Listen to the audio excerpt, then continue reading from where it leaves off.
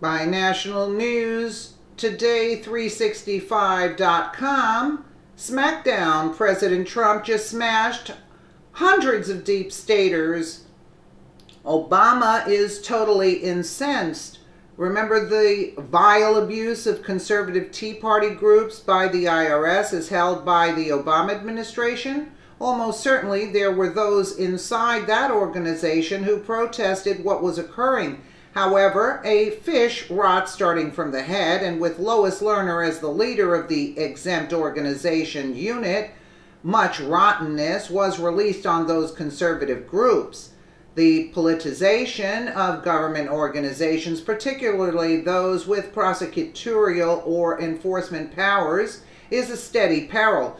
It's quite recently too simple for corrupt government officials to take an alternate way to fulfill their motivations by trading off such organizations and inspiring them to chip away at their sake.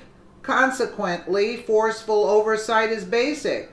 President Trump's Department of Justice has settled lawsuits by conservative groups whose applications for tax-exempt absolved status were proposed exclusively in light of their conservative perspective.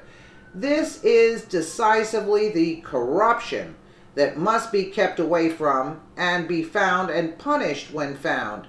It is empowering that these conservative groups have gotten both compensations for the wrongs done to them and add an apology for the IRS. The Trump administration, after years of litigation, has settled lawsuits with Tea Party and other conservative groups who say they were unfairly targeted by the IRS under the Obama administration.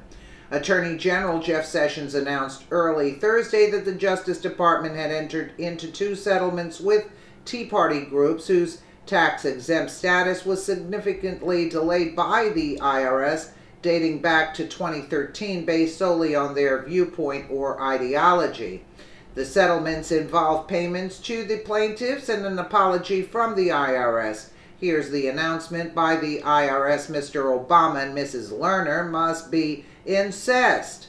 The IRS admits that its treatment of plaintiffs during the tax-exempt determination process, including screening their applications based on their names or policy positions, subjecting those applications to heightened scrutiny and inordinate delays, and demanding some plaintiffs information that TIGTA determined was unnecessary to the agency's determination of their tax-exempt status was wrong, the IRS said in court documents. For such treatment, the IRS expresses its sincere apology. Apologies aren't pleasant, and settlements are significantly more welcome. However, it is upsetting. This was likely not a confined example of corruption by the Obama administration. The impacts of mentality that considers and empowers such detestable conduct were likely not isolated inside the IRS.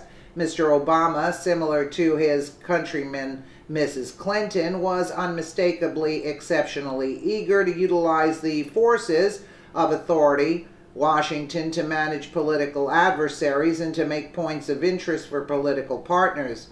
It is a risk that is ever present, and one that requests forceful endeavors to forestall and to punish such abuses. Absolutely. It's disgraceful how they attack the conservative groups under Obama. Let me know what you guys think in the comments below. And again, thank you so much for watching.